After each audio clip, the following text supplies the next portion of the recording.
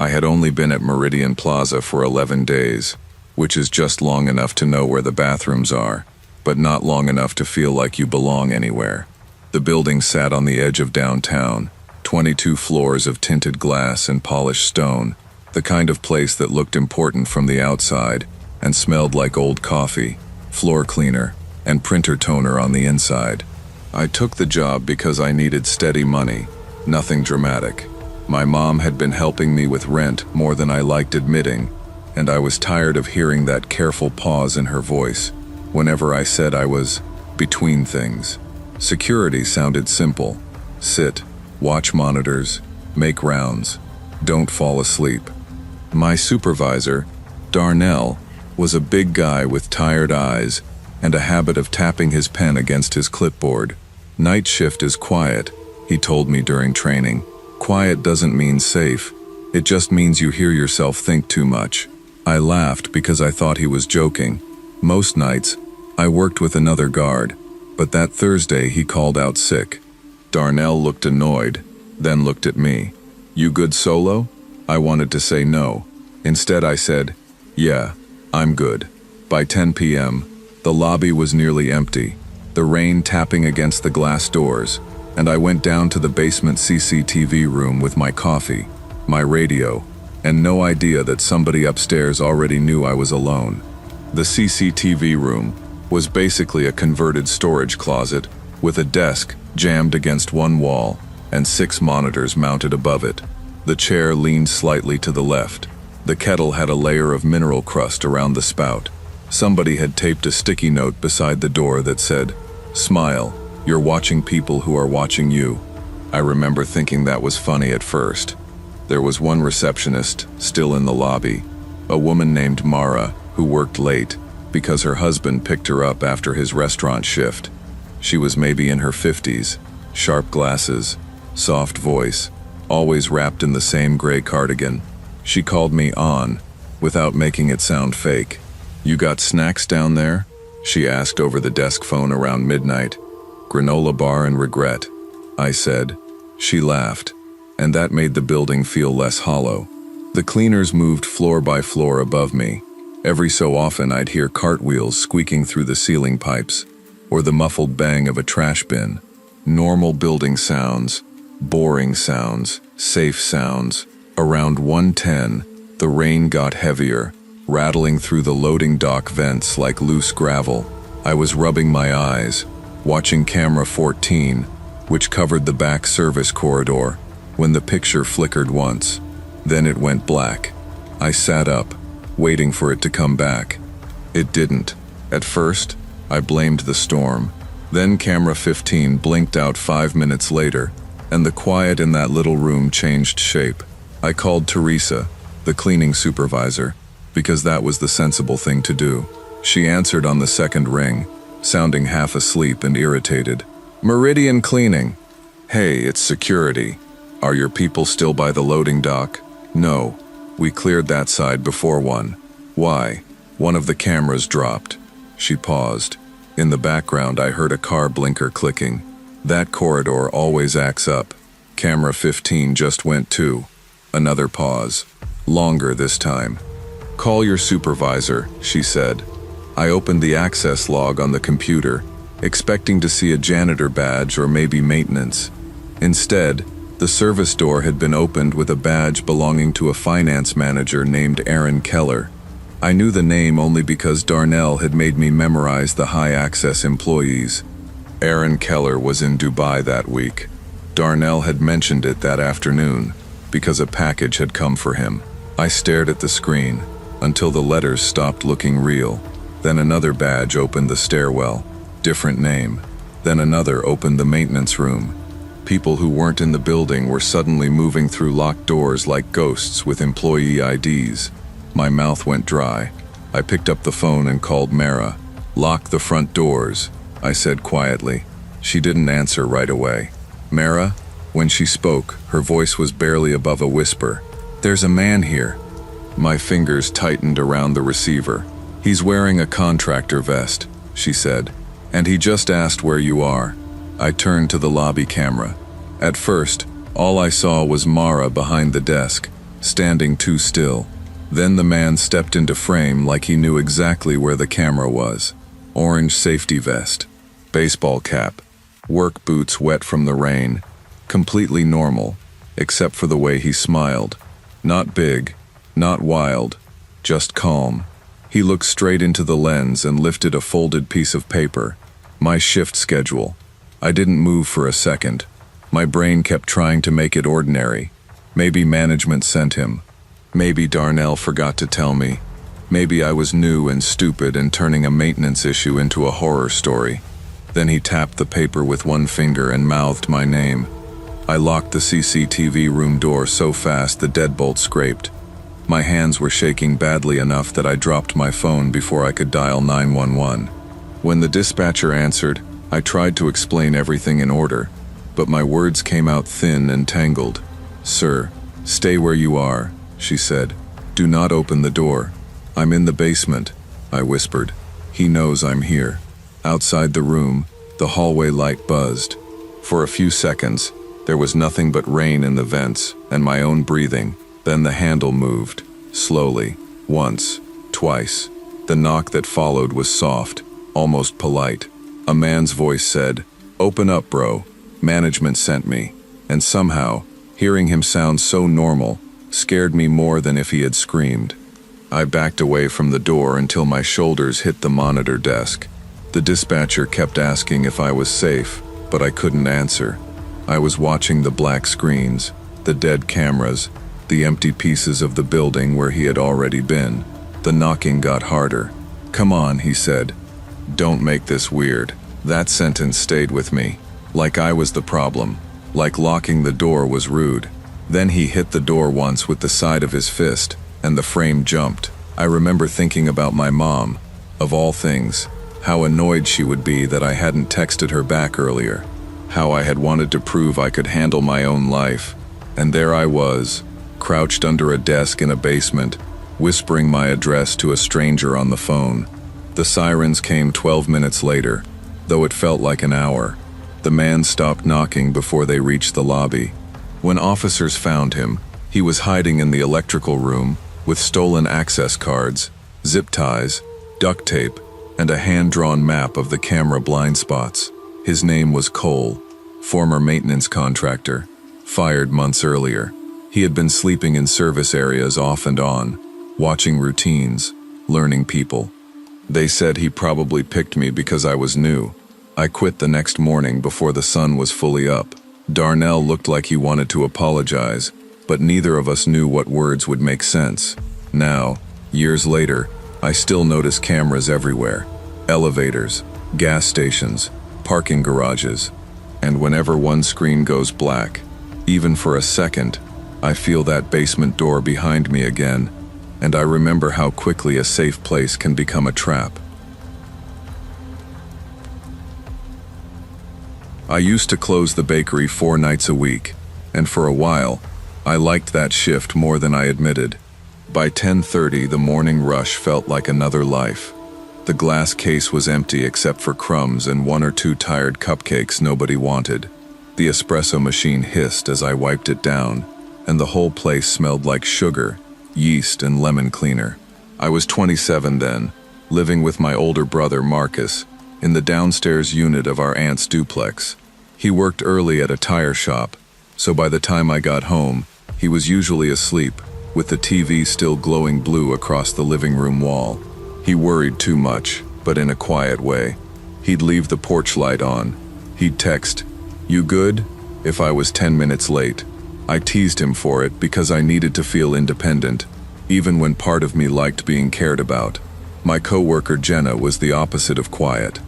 She talked through every closing shift, mostly about her nursing classes, her ex-boyfriend, and whatever customer had been weird that day. That night, rain had left the sidewalks slick, and she kept looking toward the windows while we counted the drawer. "Just let me wait with you for a cab," she said. "It's 15 minutes, I told her. "I've walked it 100 times. She gave me that look people give when they know you're being stubborn, but she didn't push. When I stepped outside, the old flower market was waiting at the end of the block, dark and wet and familiar. except one whole row of streetlights was out. The flower market wasn't really a market anymore, not like it had been when I was a kid. Most of the wholesalers had moved farther out, where rent was cheaper, but a few old shops still opened before sunrise, selling roses by the bucket and lilies wrapped in brown paper. After midnight, the lane belonged to wet cardboard, broken stems, and the heavy smell of crushed flowers rotting sweetly in the drains. I pulled my jacket tighter and walked fast without looking like I was rushing. That was one of my habits. My mom had taught me that when I was younger. Walk like you know where you're going, she used to say, even if you don't. Halfway down the lane, I saw him. He was standing beside a closed metal shutter under a faded awning. One shoulder leaned back like he was killing time. Dark hoodie under a contractor-style vest. Baseball cap low. He held a cigarette between two fingers, but there was no glow at the end of it. No smoke. Just his hand raised near his mouth, like he wanted anyone passing by to believe he had a reason to be there. I kept my eyes forward. My keys were already threaded between my fingers, though I hated that trick, because it always made me feel dramatic. I passed him without slowing. A few shops later, I saw another shape near a utility pole ahead of me. Same vest, same cap, same relaxed lean, like he had been standing there all night. My stomach dropped so hard I almost stopped walking. For a second, I tried to argue with myself. Maybe there were two workers. Maybe I hadn't seen him clearly the first time. Maybe I was tired and making a shadow into a person, because the lane was dark and my shoes were soaked, and Jenna had put the idea of danger in my head. Then I crossed the street. He crossed too, not quickly. That was what made it worse. He didn't chase me or call out. He just moved after me with the same slow confidence, leaving enough distance that if I screamed, I'd sound crazy before I sounded afraid. I could hear the soft slap of his shoes through shallow puddles behind me. My phone was in my pocket, and I was trying to decide whether to call Marcus when I heard it. A camera click, clear as a snapped twig. I turned before I could stop myself. He stood about 20 feet back, phone lowered, smiling like we were sharing some small joke. "Don't worry," he said. "I'm just making sure girls get home safe." His voice was calm, practiced, like he had said that sentence before and already knew how it sounded. I called my cousin Danny because Marcus would panic, and I needed my voice to stay steady. "Hey," I said loudly, before Danny even finished hello. "I'm almost by the police booth." The man gave a short laugh behind me. "Police booth is closed after 11, he said. That was when the market stopped feeling familiar, because I realized he knew that lane better than I did. I didn't run home. That was the only smart thought I had, and it came through the fear clean and sharp. If I ran home, he would know my street, my door, maybe which window was mine. So I kept walking toward the corner where an old tea stall sat tucked between a florist and a locked storage garage. The owner, Mr. Betty, had known me since high school. He sold tea, cigarettes, lottery tickets, and those little butter cookies my aunt liked. Sometimes, when I passed late, I could see the blue flicker of a small TV behind the shutter and knew he or his wife slept in the back room. I started banging on the metal shutter with both fists. "Please," I said, and my voice broke so badly I barely recognized it.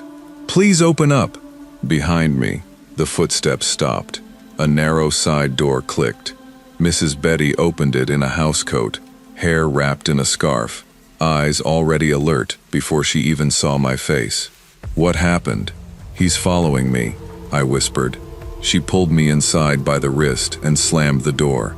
The stall smelled like ginger, milk, damp newspapers, and old wood. I heard her lock 3 separate bolts. Then she shouted upward in Punjabi, loud enough to shake dust from the ceiling. 2 men from the apartments above came down within a minute, one holding a phone, the other barefoot with a baseball bat. Through the little security monitor above the counter, I saw the lane outside. The man was gone, but one of the upstairs neighbors said, "Wait, Beatty has a camera facing the bakery." The police came 20 minutes later, 2 officers with wet shoulders and tired faces. By then, I had stopped shaking and started feeling embarrassed, which made no sense. But fear does strange things when people are suddenly looking at you under fluorescent lights. Mrs. Betty kept one hand on my back the whole time, like she could feel me drifting out of my own body. Mr. Betty pulled up the footage on an old monitor behind the counter. At first, it showed me leaving the bakery, hood up, bag on my shoulder. Then, across the street, near the bus stop, the man stepped out from behind a parked van. He had been there before I reached the market.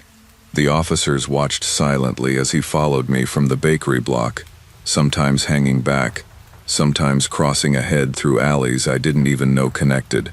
On the screen, he looked ordinary. That was the part that made me sick. Just another man in work clothes, moving through a neighborhood that had always felt like mine. They never found him. Not that night. Not after checking the nearby shelters. Not after taking stills from the video. My manager changed closing so nobody left alone. Marcus picked me up for weeks, sitting in his dusty Honda with coffee he'd never admit he bought for me. I hated needing that ride. I also cried the first night he wasn't able to come. I don't walk through the flower market after dark anymore. In daylight, it still smells like roses and wet cardboard, and people still laugh over buckets of carnations like nothing bad could ever happen there. But I know better now. Sometimes safety isn't a place. Sometimes it's a locked door opening at the right moment, and strangers upstairs deciding your fear is worth believing. I was driving from Pune to Indore after my cousin's engagement, and I remember being proud of myself for leaving late. That sounds stupid now, but at the time it felt practical.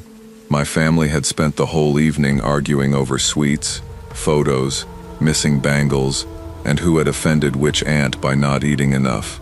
By 10, the apartment was still loud, with relatives dragging chairs across the floor, and kids sleeping sideways on mattresses. My mother kept saying, "Leave in the morning. What is the hurry?" My father, who never liked wasting words, just stood near the balcony and checked the weather on his phone. "Road is clear now," he said. "Morning traffic will be bad." That was all the permission I needed. I was 32, old enough to hate being treated like a child, but still young enough to confuse confidence with judgment. My younger sister packed me leftover poha and kept joking that I'd call her crying after 1 hour. I told her I had coffee, downloaded music, and a full tank. Outside, the air smelled like wet dust and diesel. My white hatchback was parked under a neem tree, spotted with rainwater and flower petals from the function decorations. My mother touched the hood like she was blessing it. "Call from every toll," she said. "I will," I lied gently. At 11:07 p.m., I pulled away from the building, waving at them in the rearview mirror, until the lane turned dark and their faces disappeared behind me. For the first couple of hours, the drive felt almost peaceful. Pune thinned out behind me, and the highway opened into long black stretches broken by dabbas, sleeping trucks, and the occasional bus blasting past with blue lights glowing inside. I kept the AC low because the windshield fogged whenever I turned it up, and every few minutes I rubbed a circle clear with the back of my hand. I liked night driving more than I should have. There was something private about it, like the world had gone quiet and handed me the road for a while. My playlist moved from old Bollywood songs to soft American rock, then to silence when I got tired of voices. Around 1:45, I stopped at a fuel station, bought watery coffee in a paper cup, and texted my sister a picture of it. She replied, "Looks poisonous." I sent back, "Keeps me alive." The man at the pump told me the next stretch was quiet but fine. "Just don't stop unless it's a toll or petrol," he said, almost casually. I remember nodding like I knew that already. By 2:30, the road had emptied so completely that my headlights felt small.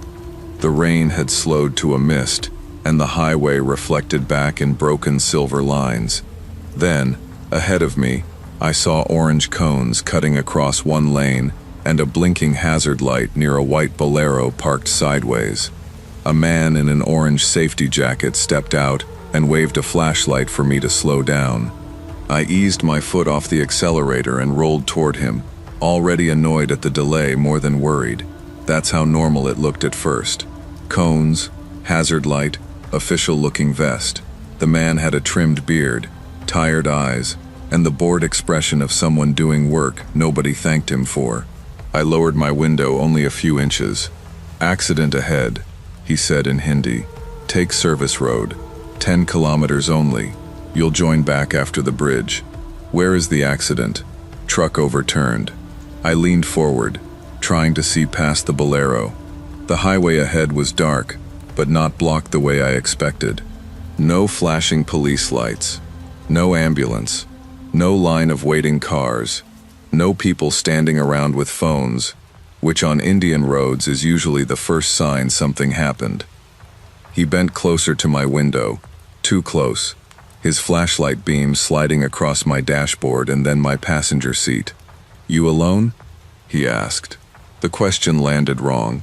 Before I answered, his eyes moved past me into the back seat, where my sister's blanket and a box of sweets were lying. My hand went to the lock button. "No," I said. "My uncle is behind me in another car." For half a second, his face changed. Not much.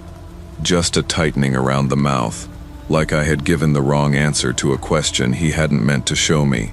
"Call him," he said. "He's right behind," I said, though my throat had gone dry. That was when another man stepped out from behind the Bolero and walked slowly toward my rear tire. I locked the doors so hard the click sounded like a gunshot inside the car. The first man's voice changed immediately. "Madam, why are you panicking? Take the road." The second man bent near my back wheel, pretending to look at something. I couldn't see his hands. I couldn't see the shoulder clearly. My whole body had narrowed into the space between the brake, the gear, and the mirrors. I put the car in reverse. The man at my window slapped the glass once. "Stop. Stop the car." I didn't. I reversed hard, too hard, and the back bumper scraped across one of the cones with a plastic crack that made me flinch. The second man jumped away, shouting something I couldn't understand. My tires spun for a second on the wet road before catching. Then I turned the wheel, hit the accelerator, and drove back the way I came. For the first minute, I expected headlights behind me. There were none. My hands shook so badly I could barely keep the car straight. I called the highway emergency number, and when the operator answered, I started talking too fast. "Fake diversion," I said. "Men on the road. White Bolero. I'm alone. I'm driving toward the last toll." "Keep moving," he said. "Do not stop." Then, in my rearview mirror, far back in the dark, I saw a motorcycle slip onto the highway with its headlight off. It stayed there, small and black, following just far enough that I could almost convince myself it wasn't real. Those 15 minutes stretched longer than any hour I have ever lived through. I kept the operator on speaker, my phone sliding around the passenger seat every time I hit a patch of broken road. The motorcycle stayed behind me, appearing whenever another vehicle's headlights washed over it, then vanishing again into darkness like a shadow. I did not slow down until I saw the toll plaza. Real lights, real booths, trucks lined up, men in uniforms drinking tea near a barricade. I pulled in crooked and stopped so suddenly the car behind me honked. Then I just sat there with both hands locked on the steering wheel, while the toll worker tapped my window and asked what happened. By sunrise, I was at a police outpost that smelled like damp files, fennel, and overboiled tea. An officer took my statement while another kept telling me to sip water. They found the setup later that morning. The Bolero was gone, but the cones were still there, along with stolen plates, ropes, and 2 cheap phones with no SIM cards. "They target tired drivers," the officer said quietly. "Solo people. Service road has no cameras." I stayed in a hotel that day with the curtains closed, listening to elevators ding in the hallway, and jumping every time someone walked past my door. 2 days later, I took a train back. Within a month, I sold the car. People ask why I didn't just get over it. I wish fear worked that cleanly. But some roads stay inside you. Even now, when I'm a passenger at night, I still check every mirror, every parked vehicle, every orange cone, because I know how easily something ordinary can be arranged to look safe. My parents left on a Friday afternoon for a wedding in Pennsylvania, and I remember acting like I was 16 again, even though I was 26 and had my own apartment across town. They had asked me to stay at their house for the weekend because my dad hated leaving it empty, and because my mom still believed burglars could smell vacation plans through the walls. I said yes, mostly because I missed the place. It was the house I grew up in, a split level in a quiet New Jersey neighborhood where everybody knew each other's cars before they knew each other's names. The front porch light buzzed faintly when it got humid. The kitchen always smelled a little like lemon cleaner and old coffee. My dad kept the garage so organized it made visitors nervous, and my mom left sticky notes on everything, as if the toaster might forget its purpose. Before they left, she walked me through the house, like I had never lived there. "Lock the sliding door after dark," she said. "I know. And don't leave dishes in the sink. I know that too." My dad stood by the door jingling his keys, pretending not to enjoy her worrying. He was calmer than my mom, but in a practical, mechanical way. If something broke, he fixed it. If something scared him, he checked the locks twice and said nothing. "You'll be fine," he told me. Garage remotes in my car, spare keys where it always is, and Walt's next door if anything weird happens. Mr. Walt was our next door neighbor, retired, widowed, and built like an old refrigerator. He watered his lawn at exactly 7 every morning and still called me kid, even though I paid taxes and had lower back pain. After my parents left, the house settled into that heavy silence only a childhood home can have when nobody else is inside it. I ordered lo mein from Golden Bowl, changed into sweatpants, and watched old crime documentaries on the couch, like an idiot who believed danger stayed on the screen. By midnight, the takeout containers were on the coffee table, the dishwasher hummed in the kitchen, and rain tapped softly against the front windows. Then my phone buzzed. Porch camera. Motion detected. At first, I barely looked at the alert. The porch camera picked up everything. Moths, delivery drivers, Mr. Walt's cat when she cut through the bushes, even branches moving when the wind hit the maple tree just right. I unlocked my phone expecting to see nothing. Instead, I saw a brown paper delivery bag sitting under the porch light. It was folded at the top, the way restaurants staple takeout bags shut, but there was no receipt attached, no car headlights in the street, no bike leaned against the curb, no person walking away, just the bag, sitting in the yellow pool of light by our welcome mat. I stared at it for a few seconds, waiting for the video to catch up to what my brain wanted it to be. A mistake. Some driver dropping food at the wrong house. Somebody rushing off camera. Then I noticed the writing. My first name was printed across the front in thick black marker. Tom. I sat up so fast, the couch cushion slid behind me. My real food had arrived 3 hours earlier. I had eaten most of it already. The leftovers were still open on the coffee table. Cold noodles stuck together in the carton. My first thought was stupidly ordinary. Maybe Golden Bowl forgot something. Maybe they sent an extra order. Maybe my mom somehow had arranged food for me because she still thought I couldn't be trusted to feed myself. Then my phone buzzed again. Unknown number. Your food is outside. The house suddenly felt too quiet. The dishwasher had stopped. The rain had slowed.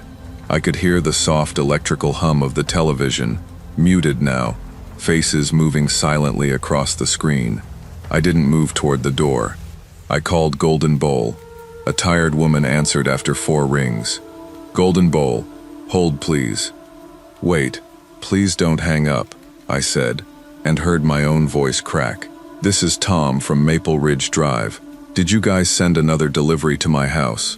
There was a pause, some clicking. Then she said, "No, just one order, 9:18 p.m., driver completed." "You're sure?" "Yes, honey. kitchen closed at 11. When I looked back at the porch camera, the bag had shifted. Not much, maybe 6 inches closer to the door. I leaned toward the screen, cold spreading through my stomach. Then something long and thin appeared from the darkness below the camera, nudging the bag forward. For a second, I couldn't understand what I was seeing. The camera showed the porch from above, so the bottom edge of the frame cut off everything close to the wall. Whoever was there knew that. They were crouched underneath it, out of view, using what looked like a broom handle or a branch to push the bag inch by inch toward the door. My mouth went dry. I turned off the lamp beside the couch, and then the kitchen light, moving slowly at first, then faster, like darkness could hide me from someone already watching the house. The living room fell into a gray kind of black, lit only by the TV and the porch feed glowing in my hand. The bag bumped softly against the threshold. My phone buzzed again. Unknown number. It's getting cold. I almost dropped it. I called 911 with one hand while backing away from the front hall. The dispatcher answered calmly, which somehow made me feel more terrified. 911, what's your emergency? There's someone outside my house, I whispered. They left a bag at my door, but they're hiding under the camera. They texted me. Are you inside the home? Yes. Are all doors locked? I think so. I mean, yes. I checked earlier. Stay away from the front door. Do you have a room you can secure? My parents' bedroom. It was the only room upstairs with a solid lock because my dad had replaced the hollow door years ago after my brother kicked it open during a dumb fight when we were teenagers. I moved through the hallway with my socks sliding on the hardwood, trying not to breathe too loudly. Every dark window looked like a face. Every reflection looked like a shadow standing where it shouldn't be. I'm going upstairs, I whispered. Keep the line open. I shut myself in my parents' room and locked the door. The room smelled like my mom's lotion and my dad's cedar closet blocks. Their bed was made perfectly. The wedding clothes they had rejected still draped over a chair. That little normal mess nearly broke me. Then I heard a sound from downstairs that didn't belong to the front porch. A low mechanical rumble. At first, my brain refused it. Then it came again. The garage door was lifting. I stopped breathing. The garage was on the side of the house, under my parents' bedroom. I knew that sound better than I knew most people's voices. The grinding start, the shutter, the metal panels rolling upward. But the opener was supposed to be inside my dad's locked car, parked at the mechanic's shop while they were out of town. The spare remote was supposed to be with it. Someone's opening the garage, I whispered. The dispatcher's voice sharpened. Police are on the way. Stay where you are if the door is locked. But staying still felt impossible. I pictured the mudroom door at the bottom of the stairs, the one that led from the garage into the house. I couldn't remember if I had locked it. I had checked the front door, the slider, the back door. Had I checked that one? The garage door stopped halfway with a heavy clank. Then I heard footsteps on concrete. I ran to the bedroom window and shoved it open so hard the frame stuck. The night air hit me cold and wet. Across the lawn, Mr. Walt's house was dark, except for the blue flicker of a TV. "Mr. Walt!" I screamed. My voice tore out of me, ugly and desperate. "Help! Someone's in the garage!" For one awful second, nothing happened. Then his porch floodlights snapped on so bright, they washed the yard white. His front door opened, and he came out in sweatpants and an undershirt holding a flashlight like a club. "Who's there?" he shouted. "Police are coming! I'm looking right at you!" He wasn't. Not really. The garage was on the other side of the house, but his voice carried through the wet neighborhood, rough and loud and furious.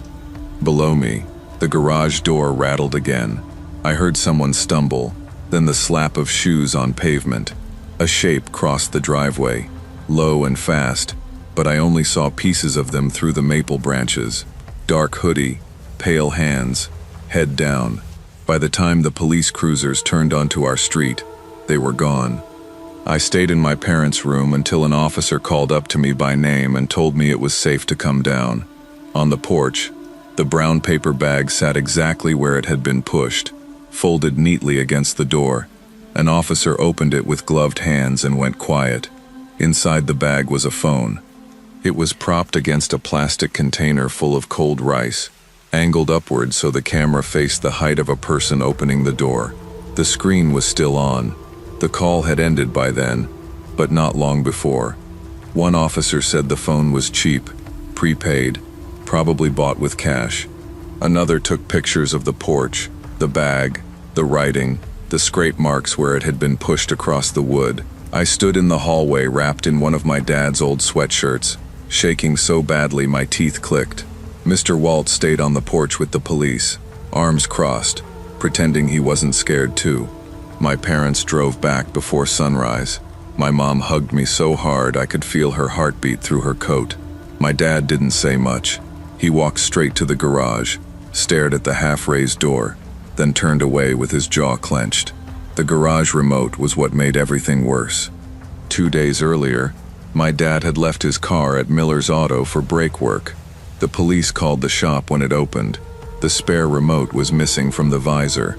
Nobody there admitted seeing it. The owner apologized too quickly. A younger mechanic claimed he had moved the car once and never touched anything inside. Maybe that was true. Maybe someone else slipped in. Maybe the person on my porch had watched my parents leave. Or maybe they had only needed one careless opportunity. We never got a clean answer. My parents changed every lock, replaced the garage system, added cameras, motion lights, and a metal bar on the mudroom door. For weeks, my mom checked windows in the middle of conversations. My dad stopped pretending fear was something you could fix with tools. I didn't stay there alone again for almost a year. When I finally did, it was only for an afternoon, while my parents went to a doctor's appointment. I sat in the kitchen with every blind open, watching the street like it owed me an explanation. Nothing happened. A mail truck passed. A kid rode by on a scooter. Mr. Walt watered his lawn at 7, exactly like always. That was the hardest part to accept. The neighborhood went back to normal. I didn't. Home still smelled like lemon cleaner and coffee. The porch light still buzzed in the humidity. But sometimes, even now, when my phone vibrates after dark, I feel that old, cold feeling open inside me, and for 1 second I am back in my parents' bedroom, whispering to a stranger on the phone, listening to the garage door rise beneath my feet. I used to work the night desk at a private diagnostic clinic on the edge of town, the kind of place people only noticed when something went wrong after normal business hours. We were not a big hospital. We had one MRI room, one CT room, a small lab upstairs, and a reception area that smelled permanently like sanitizer, printer ink, and burnt tea from the guard's flask. Most nights were boring in a way I had learned to appreciate. I answered calls from anxious relatives, printed blood reports, took payments, and repeated, "The doctor will review it in the morning," so many times it started sounding like part of my name. I was 27 then, still living with my mother and younger brother, saving money, because I told myself I would move out once things felt stable. My mother hated my shift. Every night before I left, she would stand near the front door in her nightgown and say, "Call me when you reach." "I always do," I'd say. "You say that, then you forget." "I forget once." "Once is enough," she worried loudly. My brother worried quietly, usually by texting me memes at 2 a.m., just to check if I was awake. I pretended it annoyed me, but honestly, on those long silent nights, it helped. At the clinic, there were usually 3 of us after midnight. Me at reception, Priya upstairs in the lab, and Ramesh, the security guard, outside near the gate. Priya was careful, serious, always tying her hair twice before handling samples. Ramesh was older, kind, a little lazy, and addicted to sweet tea from the stall across the street. That night started like any other. A light rain had made the parking lot shine black under the streetlights. The phone barely rang. The clock above reception clicked toward 1 a.m. Then the front door opened, and a man stepped inside holding a folded paper in his hand. He looked ordinary enough, that I did not feel afraid right away. That is the part I hate remembering. He wore a dark hoodie under a rain jacket, jeans, and clean sneakers. His hair was wet at the front, like he had walked from the parking lot without an umbrella. He kept one hand in his pocket and the other around the folded paper. "Hi," he said, slightly out of breath.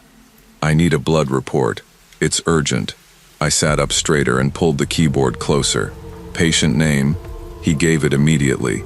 "Full name, age, test type, CBC and liver panel." He even knew the sample had been collected that afternoon. "My wife's admitted at St. Agnes," he said. "Doctor's asking for it now. They told me you people are open." There was stress in his voice, but not the messy kind I was used to from relatives in emergencies. It felt rehearsed, though I only understood that later. At the time, I just felt sorry for him. "Registered phone number?" I asked. He gave one. It did not match. "Maybe her old number," he said quickly, then gave another. That one was wrong too. I looked up from the screen. "Sir, I can't release medical reports without verification." His face changed for half a second. Not anger exactly, more like the mask slipped and something hard showed underneath. Then he smiled. "Please, sister, I'm not asking for money. It's my wife. I understand, but I need the registered number or ID proof matching the patient." He stared at me a little too long. The waiting area lights buzzed above us. Outside, I could see Ramesh's empty plastic chair near the entrance. Finally, the man folded the paper again and nodded. "Okay, I'll call her brother. I'll wait outside." But he did not go outside. He sat in the waiting area, directly across from the reception glass, and rested both hands on his knees. 10 minutes later, the phone on my desk rang. It was Priya upstairs, and when I answered, she whispered, "Did you send someone up?" My first thought was that I had misheard her. "What?" I said. "Did you send someone upstairs?" Priya whispered again. Her voice was so low I had to press the receiver against my ear. "Someone just tried the lab door." I looked through the glass. The man from reception was still sitting in the waiting area. He was not on his phone. He was not pacing. He was sitting perfectly still, looking right at me. "No," I said, and my mouth went dry. "He's here." There was silence on Priya's end. Then, barely audible, "Then who's outside the lab?" My skin went cold from my scalp down to my hands. I turned toward the small monitor under my desk, the one connected to the clinic cameras. The upstairs hallway camera showed a figure near the lab entrance. Dark hoodie, rain jacket, mask over his face. Same build, same clothes, almost identical. For a second, my brain tried to make it innocent. A staff member, a patient's relative, someone from maintenance. But nobody should have been upstairs without passing me. "Lock yourself in the sample room," I told Priya. I am. Please call Ramesh." I grabbed my phone and called the guard. From somewhere near the entrance, a ringtone started playing. Not outside, inside. I turned slowly and saw Ramesh's phone lying on the empty chair beside the front door, face up, vibrating against the plastic seat. The man in the waiting area stood. He moved casually, like he had been waiting for me to notice. I hit the lock button under the counter, and the glass door between reception and the waiting area clicked shut. It was not bulletproof or anything dramatic, just a security door meant to stop angry patients from storming the desk. He walked up to it, smiled, and tapped one finger against the glass. Tap, tap, tap. "Upstairs," Priya whispered into the landline. "He's trying the handle again." I called 911 with hands that barely worked. The dispatcher asked for the address, and I gave it too fast, then had to repeat it while staring at the man through the glass. He was no longer smiling. He leaned close enough for his breath to fog a small circle on the panel. "Open it," he said. I shook my head. His voice stayed soft. "Don't make this stupid." That scared me more than if he had yelled. I could hear Priya crying quietly through the desk phone, still off the hook beside me. Somewhere upstairs, a dull thud carried through the ceiling. Then another. "Police are on the way," the dispatcher said. "Stay behind the locked door." I called the clinic owner from my cell while still keeping 911 on speaker. Dr. Shah never answered at night, unless someone called 3 times. I called 6. When he finally picked up, groggy and irritated, I screamed, "There are men inside the clinic." "What? Who is this?" "It's me. They're upstairs. They have Ramesh's phone. Wake up. Please wake up." The man outside reception turned his head slightly, listening. Then he reached into his pocket and pulled out his own phone. He typed something. Above me, the banging stopped. That was worse. I pictured Priya in the sample room, sitting on the little stool near the refrigerator full of blood tubes, covering her mouth so she would not make noise. I felt a horrible guilt settle in my chest. I had almost believed the man.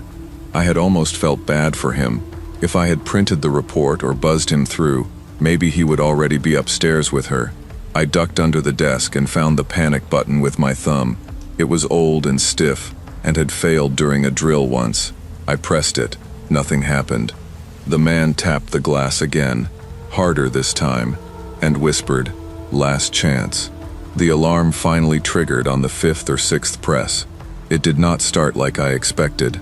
There was a half-second click, then a rising electronic scream that filled the clinic so completely, I clapped one hand over my ear. The man at the glass flinched. For the first time, he looked angry. Not annoyed, not impatient, angry. He kicked the bottom of the door once, hard enough to shake the frame, then ran toward the entrance.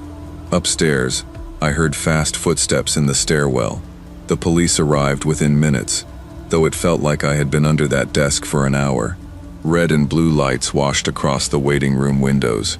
Officers caught one man behind the clinic near the generator shed. The other was found hiding in the stairwell between the 1st and 2nd floor, crouched behind a stack of old file boxes. Ramesh was found outside near the tea stall, shaken and confused. He said one of them had asked for directions, and when he stepped away from the gate, the other must have slipped in. His phone had been taken from the chair. Maybe that was true. Maybe he had just been careless. I never knew what to do with my anger at him, so it sat inside me with everything else. The police found fake hospital papers in their pockets. They also found a folded list with names and timings of female night staff from 3 nearby clinics. Mine was on it. Priya's was too. I remember sitting in the back of an ambulance afterward, wrapped in a thin blanket that smelled like plastic, while Priya held my hand so tightly our fingers hurt. Neither of us said much. There was nothing useful to say. I resigned that week. Dr. Shah apologized, installed better locks, hired 2 guards per shift, and stopped keeping young staff alone at night. People told me that was a good thing. Like fear becomes worthwhile if it improves a policy. Maybe it does. Maybe that is the only way to live with it.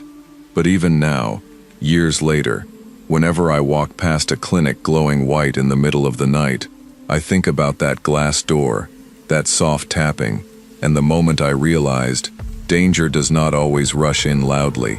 Sometimes it sits politely in a waiting room, knows your name, and smiles while someone else moves upstairs.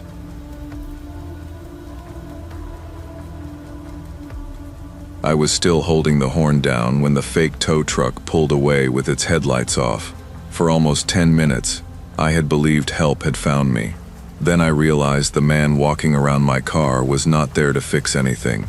I used to be the kind of person who enjoyed driving at night.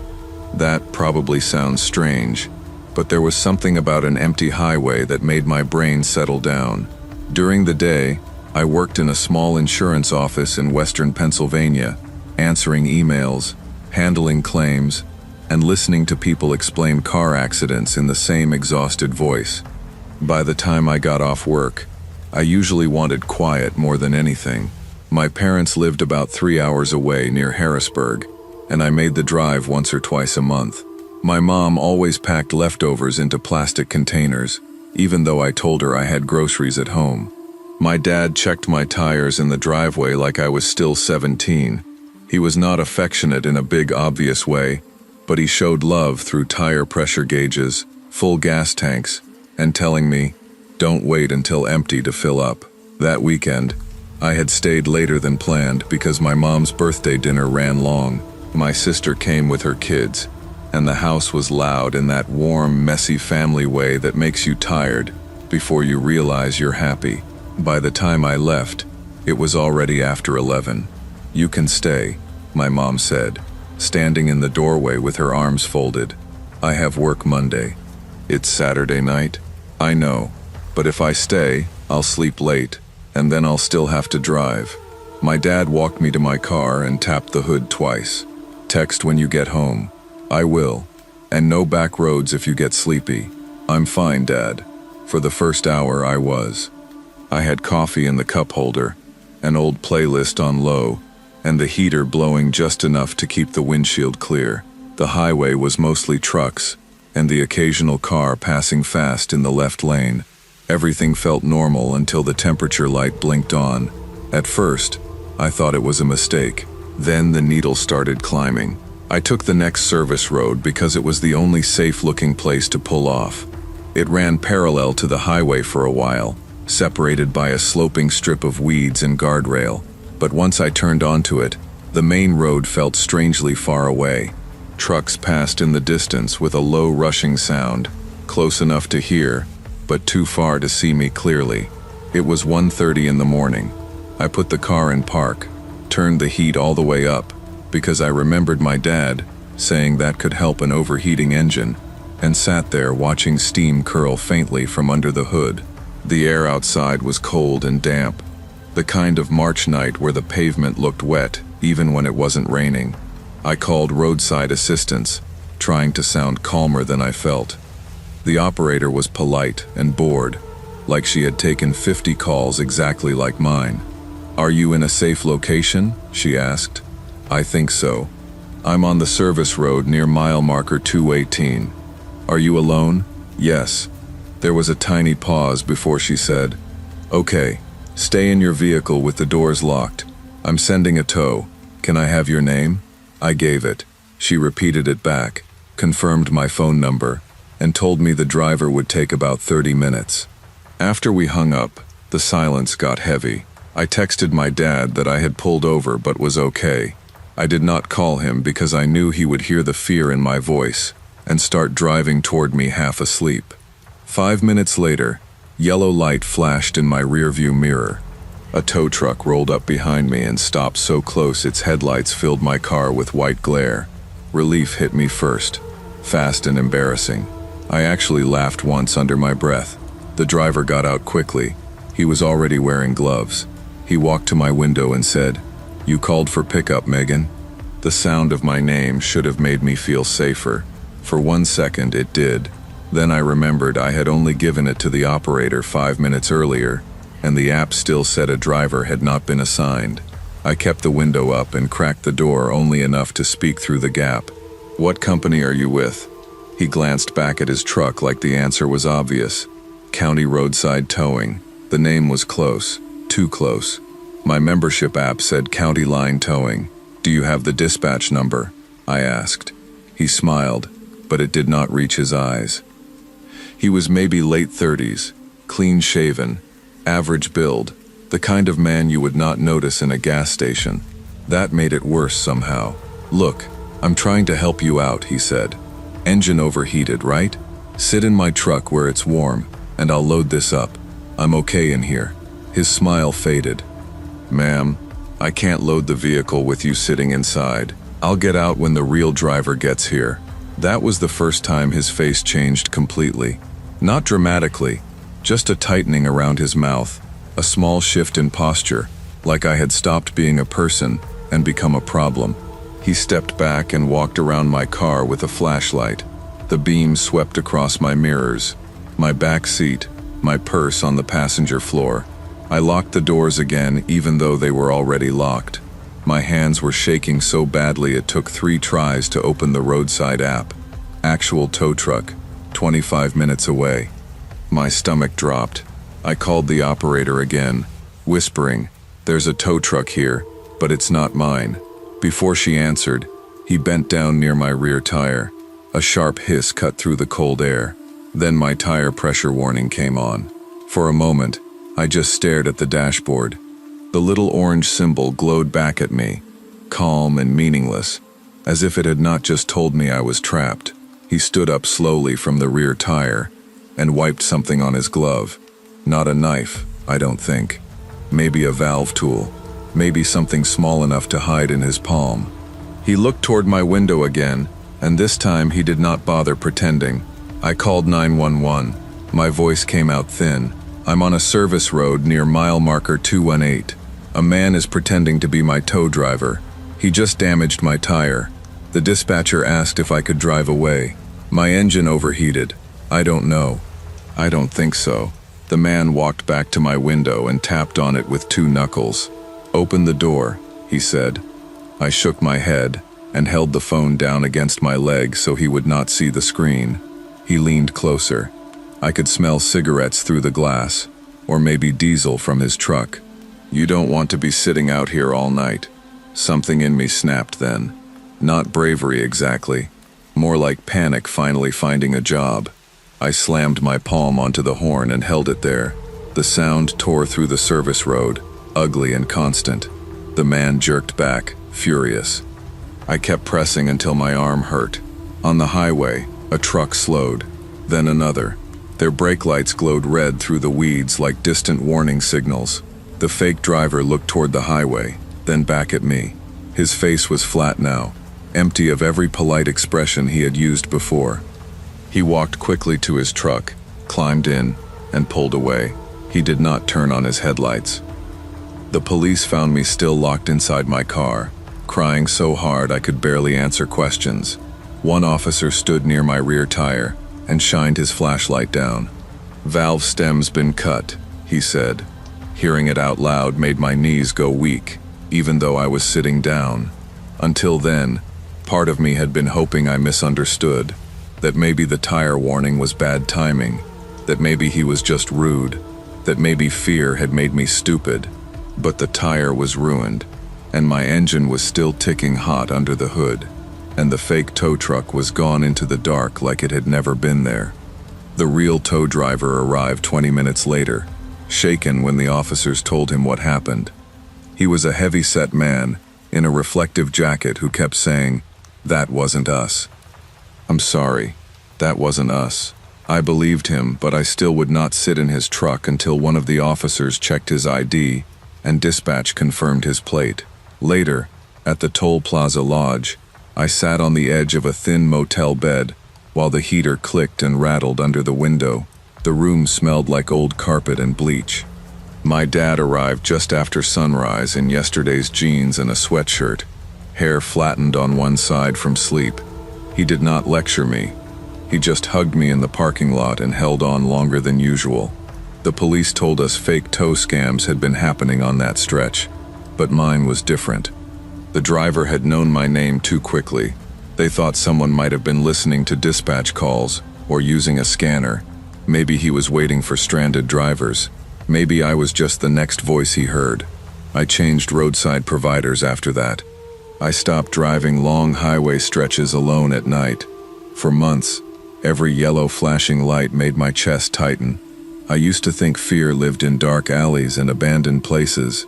Now I know it can show up dressed like help, with gloves already on, saying your name like it belongs to him.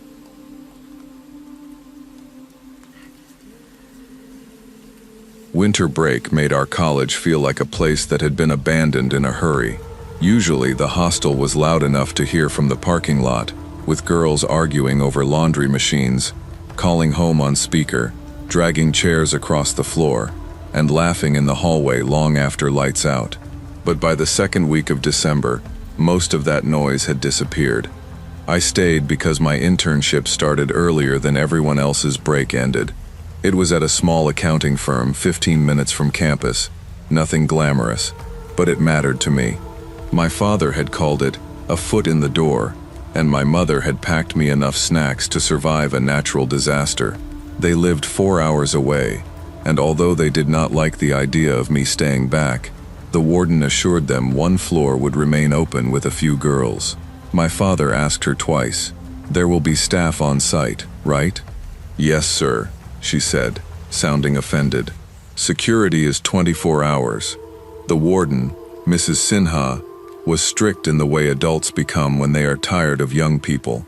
She wore her keys on a thick ring at her waist, and always smelled like talcum powder and strong tea. I never hated her. She could be sharp, but she had once brought me medicine when I had food poisoning, so I trusted her enough. At first, there were 3 of us on the 4th floor. Me, Ria from economics, and a quiet nursing student named Alina.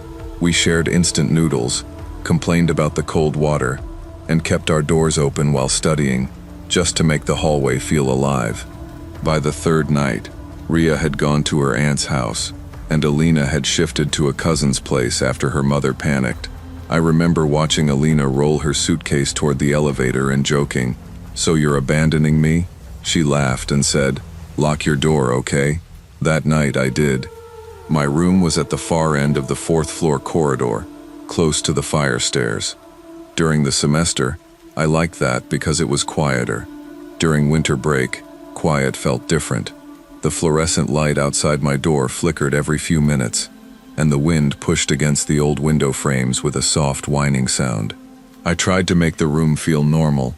I made tea in my electric kettle, wore 2 pairs of socks, and spread my internship papers across the study table. My mother called around 10 and asked if I had eaten.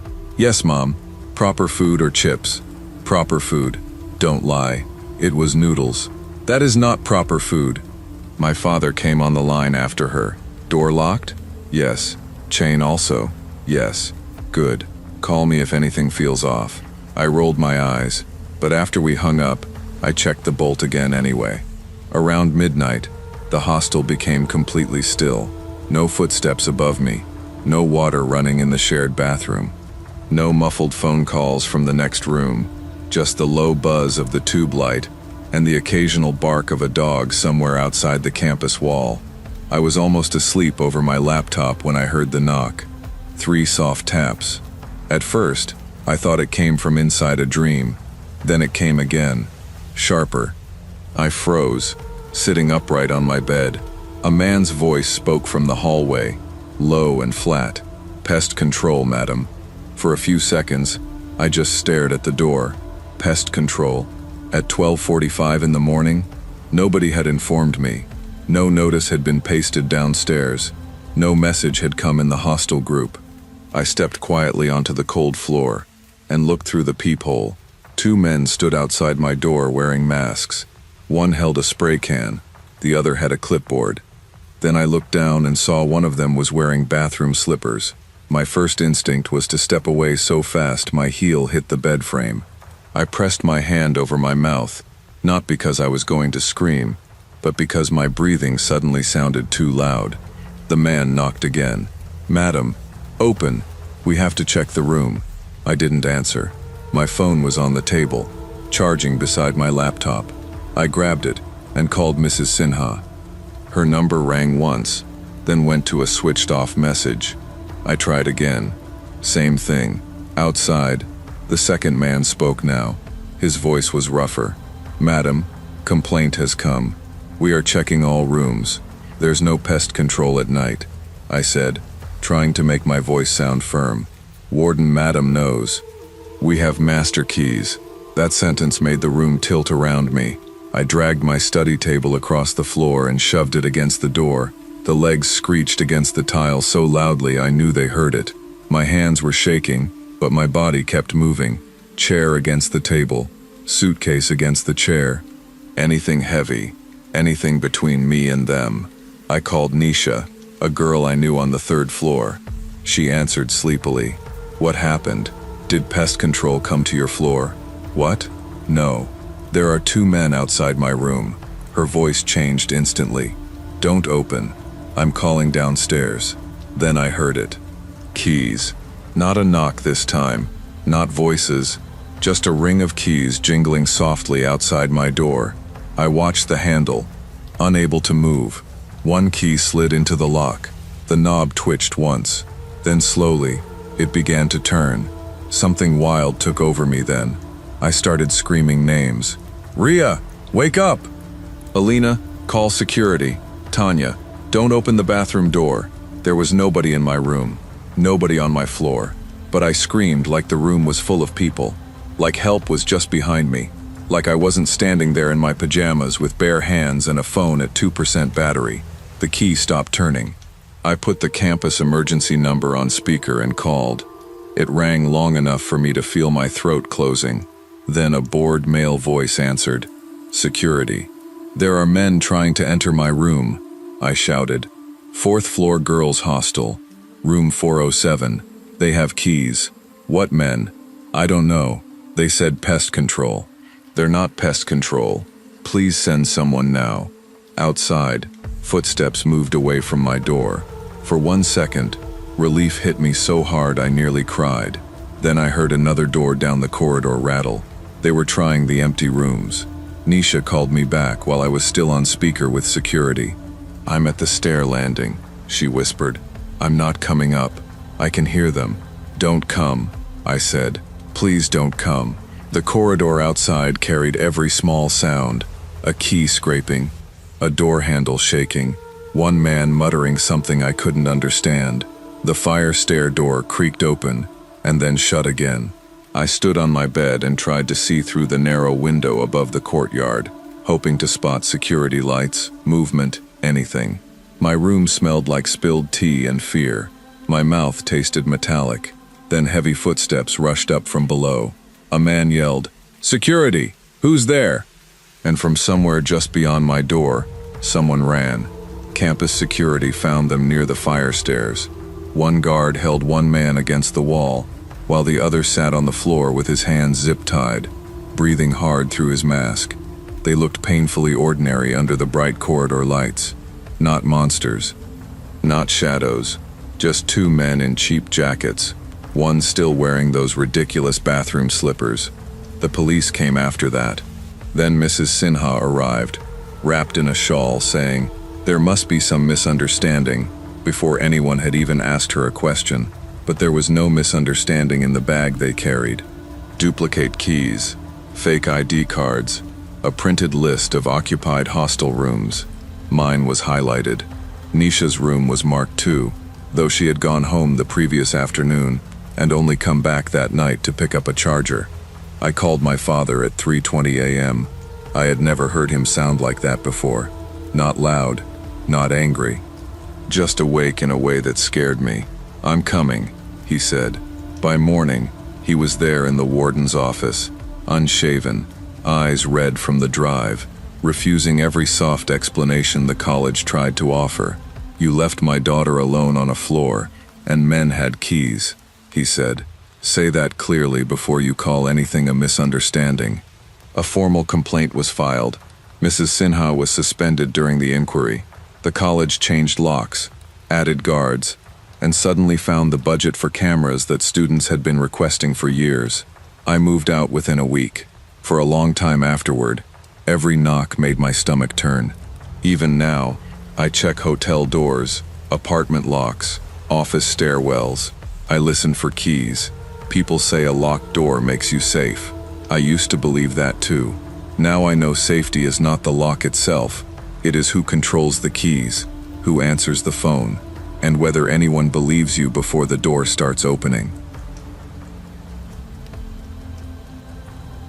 I moved into Hawthorne Arms on a rainy Friday evening with 2 suitcases, 8 cardboard boxes, and the tired confidence of someone pretending a new address could make her whole life feel new. I was 34, newly single, and working days as a discharge coordinator at a hospital downtown where everything smelled like sanitizer, burnt coffee, and paper gowns. By the time I got home most nights, I wanted silence so badly it felt like hunger. The apartment was small but clean. Beige carpet, narrow kitchen, bathroom with old blue tile, and a living room window facing the parking lot. My cousin Rachel had helped me carry boxes until her back started hurting, then left me with a hug and a warning to lock the deadbolt. The landlord, Mr. Carver, seemed harmless. Soft voice, gray cardigan, keys clipped to his belt. Quiet building, he told me. Mostly nurses, retirees, people who mind their own business. That sounded perfect. Around midnight, I was sitting on the floor eating cold pizza from a paper plate, labeling boxes with a marker, when I heard a soft tick beside the bathroom door. I looked up just as another drop hit the cardboard. At first, I thought I had spilled something. I wiped the floor with an old towel and stared at the ceiling until another drop formed, fat and clear, then fell onto my wrist. The bathroom smelled damp, like old plaster waking up. I moved my boxes away from the wall and put a mixing bowl under the leak because it was the only thing I had unpacked. It was 12:48 a.m. when I texted Mr. Carver. "Sorry it's late. Water is coming through the ceiling near the bathroom," he replied after 2 minutes. "Unit upstairs is vacant. I'll send maintenance in the morning. Put a bucket down if you can." The answer calmed me a little. I set my phone on the counter and tried to make myself useful, pressing towels along the baseboard, listening to the drip become steadier. Then someone knocked. 3 hard taps. I froze. A man's voice came through the door. "Maintenance, open up." For 1 second, relief washed through me so strongly, I almost moved toward him. Then my brain caught up. "Morning." Mr. Carver had said morning. I stepped closer to the peephole. "Who sent you?" "Building maintenance," he said. "Need to check the leak." The hallway light behind him was dim, turning his face into a shadow under a baseball cap. I could see a dark jacket, work boots, one hand held low at his side. Nothing about him looked impossible. That was the worst part. He looked like any tired maintenance guy called out too late. "Can you show me ID?" I asked. He held a card up to the peephole, but he pressed it so close all I saw was a blur of white plastic. "Back it up a little," I said. He didn't. His voice changed. Not angry exactly, but firmer. "Ma'am, if you don't open, the ceiling can fall, and you'll be responsible." That sentence landed wrong. It sounded practiced. Pressure, not concern. I backed away and called Mr. Carver directly. While the call rang in my ear, a phone vibrated outside my door. Not somewhere down the hall, right outside. The man had Mr. Carver's phone. My fingers went numb. I nearly dropped mine before I remembered the emergency contact sheet taped beside the elevator. I had taken a picture of it earlier because Rachel told me to. Across from 2C was a number for Sam and Priya Mehta. I dialed with shaking hands. Sam answered groggy, and I spoke loudly enough for the man outside to hear. "I've called the police. Someone is at my door pretending to be maintenance." The knocking stopped. For 2 seconds there was only the drip behind me and my own breathing. Then I heard footsteps moving away, slow at first, then faster toward the stairwell. Sam opened his door before I did. I kept my chain on until I heard his wife, Priya, say, "Honey, it's us. Stay inside. We're right here." They stood in the hallway in pajamas and winter coats until the officers arrived. Priya kept asking if I was hurt, and I could only shake my head. My legs felt hollow, like they belonged to someone else. The police went upstairs first. The vacant apartment above mine was unlocked. One officer came back down with wet sleeves and a look I didn't like. The sink tap had been left running. A bucket had been tipped beside the bathroom wall so water would spill through the floor. It was not a plumbing emergency. It was bait. Then Mr. Carver arrived, pale and breathless, and when an officer asked who else had keys, he looked at the floor. Mr. Carver admitted a spare key had gone missing during renovation work 2 weeks earlier. He had also left his work phone in his unlocked truck that evening and thought he had misplaced it. Whoever came to my door had used both. He had opened the empty unit, made the leak, answered my text, then walked downstairs with a reason for me to let him in. Police never found him. The hallway camera near the stairwell had been out for months. The parking lot camera caught only a dark sedan leaving at 1:07 a.m. No plate visible. I stayed with Rachel for a month. I slept on her couch again, listening to her dishwasher hum and feeling embarrassed by how badly I needed the light left on. When my lease ended, I moved into a newer building, with cameras that worked and neighbors who knew my name. People ask if I feel safer now. I do, mostly. But safety is different after something like that. It is no longer a feeling. It is a checklist. I confirm with 2 people before opening the door at night. I call, I wait, I listen, because now I know danger does not always break in. Sometimes it knocks politely, uses a familiar voice, and waits for you to unlock the door yourself.